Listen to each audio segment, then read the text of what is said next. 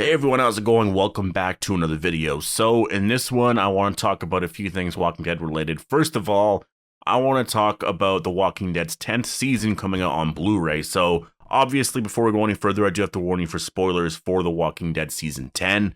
And if you are new here and you want more Walking Dead content like this, make sure to hit subscribe. Tomorrow, I'm going to be watching episode 15 of Fear the Walking Dead, which I'm really excited for. I will post my non-spoiler review. I will also have my reaction to tomorrow's episode. It's going to be a big one because I know what happens at the end. It's going to be a big one. So if you're a member of the channel, my reaction to that commentary track is going to be up on the channel tomorrow. And we'll also do a live stream this Sunday as well. I'll announce the times and stuff this Sunday, but we are going to do live streams this Sunday, and it'll probably be around when Fear would air. And yeah, I'll announce that closer to Sunday, like I said. So first of all, like I said, I want to talk about the Blu Ray release. So The Walking Dead's complete 10th season is coming to Blu Ray this summer, and the exact date that I can see here, I'm getting this from bloodydisgusting.com, and they have a quote here. It says, "The Whisper War is upon us when season 10 of The Walking Dead arrives on Blu Ray plus digital and DVD July 20th from Lionsgate. A press release sent over today announces." So we are getting The Walking Dead season 10. It's the full 22 episodes, so all of the 6 newer ones with Here's Negan and all of that, those are going to be in this. We're going to be getting an in memoriam special feature, which is kind of cool. There's actual audio commentaries, which I'm really interested in that. I can't wait to see that. I definitely will get this Blu-ray. I will review it on the channel. I like doing that. I don't know if I reviewed season 9. Did I do that? I can't remember if I did that. I do have it with me. I don't know if I reviewed that, actually. I definitely should go look. I never reviewed the older ones because I never got them, but like I know with season 4 and 5, they used to do really cool collectible editions for those seasons of The Walking Dead, and I don't think they really do that anymore. It would be cool if they did, and if they did, I would totally review it and talk about it. But yeah, I still think the cover looks really cool. Like, this is the 10th season. It looks awesome. I mean, this is essentially what this season is. It's cool that we have Michonne on the cover because this was her final season on the show. It's so weird to think, like when I actually think of The Walking Dead's 10th season, she left in episode 13, I believe, right? It was episode 12 or 13. It was around there. I know they switched it at some point, so I don't remember, but it was episode 12 or 13. I think it was 12 now that I'm thinking about it, but I think originally it was supposed to be 13. They moved it to 12 because it made sense to cut that part off and then have Alpha's, I think it was her death scene and stuff in 13 and then go on to 14, etc. But it's so weird to think that Denai Guerrera was around. Just like if you ignore those 6 newer episodes, because those 6 bonus episodes were just bonus episodes. It didn't enhance the story in any way. They were fun to watch, some of them anyways, and it was just more character development stuff. So if you ignore those episodes because they technically weren't a part, or they technically didn't continue the story in any way, she just left in like episode 12, 13, and it's weird to think that all that's happened since Michonne has left is that they defeated the Whisperers, and she was still a big part of the season, even though she wasn't really around a lot, and a lot of that is because of Denai Guerrera's schedule. Then I think she was around for episode 1, maybe episode, not episode 2. That was the Whisperer backstory one, but she was around for like 2 more. It might have been episode 4 and 5, then episode 8, and then I think it was episode 12, I think that literally is what it was. And it does suck. Losing Michonne is such a big part of the show, but then again, we are going into the final season, so it's not like it really matters, right? Like, it's the final season, so I'm not really worried about losing anyone now because the show's ending, right? So we don't have to have those conversations of Negan leaving or Carol leaving or Daryl or whatever. Like, it doesn't really matter anymore. The discussion is more about the show ending because all the characters are going to be gone right away. And I'm just more excited for the movies. I mean, technically, Denai Guerrera left and she's going to be back for more exciting things with the Rick Grimes movie, right? Most likely the second one. And so, yeah, let me know down below which one, if you plan to actually get this. Like, do you plan to pick up the Blu Ray for The Walking Dead Season 10? Or are you going to buy it digitally? Like, how do you usually do it? I never used to buy it because I couldn't really afford it, but like I kind of do it just to collect it now because it's really cool. And I would like to go back and get the older ones, especially the actual like collector's ones, because I know they had some really cool like statues and stuff with the seasons, and I don't remember them exactly, but I can kind of picture it a little bit. I think I remember something with like Moss and stuff from like season 4 or 5, but anyways, still really cool. And I'm definitely really happy that this is coming out this summer. Finally, this should have been out last summer, but whatever. Now, I also wanted to talk about this because I saw this last week, I believe. Yeah, it was last week, and I thought it was interesting. It's the new Funko Pops for The Walking Dead season 10. And honestly, they all look really good. Like, I do like it's so weird to think that the poncho thing that Daryl's wearing is green. I guess it is green. It's just this color. It's really bright green, so it really pops out. But they all look really cool.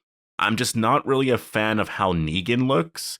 It's more because of the haircut. I feel like I know technically Jeffrey Dean Morgan's hair looks like that, and that is what Negan looked like, but I don't know. I don't know why I have an issue with it, but it doesn't really completely capture his essence, right? Like, yes, he did have that hairstyle, but it was a little different. But it's overall, obviously, it still looks great. That's just my opinion. I don't really collect Funko Pops anymore, just because there's kind of no point. Like, when I first started to do that, that was years ago. That was what, 2014, 15? I don't know when the hell that was, but that's what I got into collecting. And then I pretty much stopped then. I think it was around then I stopped, because there was just like, they came out with so many of them to the point where I'm like, am I really going to keep all of this? Like, I have so much stuff now. Now I'm at the point where I don't collect things like that. I collect things that are like $500 per toy or figure or whatever, right? Like, I have that Dinobot Masterpiece thing that was like $400 or $500 or whatever. Like, I know it's a lot to spend on a single toy, but it's just something that you just save up for. You get it, and then you have it. It's like it's artwork almost, in my opinion. Like, it's like this thing, it's this piece or whatever you have in your room and you show off or whatever. And this way I'm proud of it, and I really value it so much. I keep it there, I look at it, and I don't have all this stuff that costs $10, $15 that I just have piling up in a room, right? I have something that's that much. And so that's kind of where I'm at with collecting anyways. I don't want to go too crazy anymore. I just get like the really, really expensive ones, and then this way I just have a few things like that. And it's obviously more rare as well. So in that sense, to me, it's a little more special, because I think, like, I know a lot of people aren't going to do that. My girlfriend gets mad at me that I do that, but I don't care. Now, I also wanted to talk about one last thing here, and I probably still will do another video talking about this, but I'll wait until after episode 15, I think. I'll wait until episode 15 airs, until we're going into the finale, and that is about Madison's return. Is Madison returning to Fear the Walking Dead? I don't think she's going to return this season. It was just at a certain point where I was like, you know what? Well, actually, even in the beginning, I never thought she was coming back this season. I just thought maybe we can learn something about her reappearance or survival. I mean, like, maybe there's something we can learn about Madison's survival that is like this big cliffhanger moment going into the final season. And maybe there can still be something like that happens, but I don't know. Now I'm starting to doubt that a little bit, but I still do hold out hope for season 7. And the reason why is because of what Michael Satrazemis, I believe is how you say his last name. He talked about Madison returning, and this is what he had to say. Well, actually, I'll just kind of skim through this quick, because there's a lot here. This is from comicbook.com. I'll leave a link down below to the article if you want to read it. But basically what he said here is that you can't ignore fan reactions. I mean, I have an Instagram, and I put out a photo every episode to thank people, and you get responses. So I read them. I try not to take things too hard one way or the other, and everyone's really pretty pleasant. I do get the people that will say bring Madison back 5 times in a row. There's a huge group, and she's a very important and strong character, and I understand, but all of it's kind of flattering to me. I think if we can elicit strong emotions from people, that's what we're trying to do as creators. That's the majority of what I'm trying to do, blah, blah, blah, blah, blah. He goes on to it a little bit more here. Then he goes into, I've been through a lot of character deaths over the last 10 years, and I would say that Kim was better than anyone else. It's really difficult. It's really, really difficult to go through that. She was the most professional actor ever, period. Just charming to be around and acting her ass off right to the very end. And I mean, still, from what I'm reading there, he has not confirmed anything yet. And so that's the whole thing with Madison's death, is that they won't just confirm that she's gone. And that's kind of the thing. Everyone keeps bringing up, no one's gone until they're gone. And they bring up a lot of proof and things like that. The thing is, like, if you're a writer on this show, you can easily confirm that Madison's going to be gone. Like, you could easily confirm that she is done and gone off the show.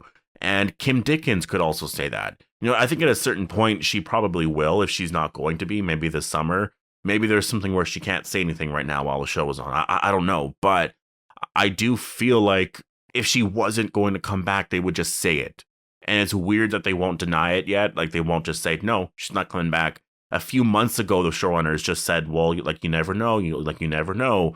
And that's just so weird, because like a year ago, no, 2 years ago, around there, they said, no, she's gone.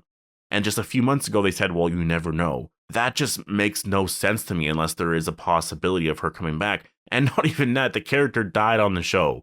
And they're saying that, which is just like, okay, if the character's dead, then that means no. But if you're answering it like that, that literally means that she's probably going to come back at some point, that she didn't actually die. And so I don't know when she's going to come back, like what the reveal is going to be. It's probably going to be a season 7 thing, if anything. I do think it's going to happen.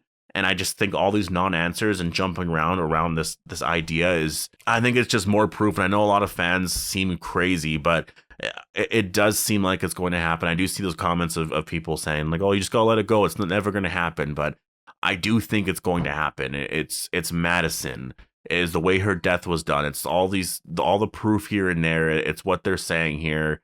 It makes a lot of sense. There's a lot of proof here. You just kind of need them to build towards that storyline. It makes sense that season 6 maybe wouldn't have happened. It wouldn't have happened yet because they had things already in place. But when you take into consideration that AMC was doing polls and surveys or whatever earlier in the year, are you watching because Madison might return and etc.? There's a lot of Madison stuff. And so that's just a little weird for them to ask something like that because they want to know what the audience wants. And so I think if the audience wants Madison's return, then they're probably going to cater to that a little bit more because it's something that is very possible. Anyways, I'm going to leave it here. Post all your thoughts down below on everything that we talked about in this video, and I'll see you guys in the next one.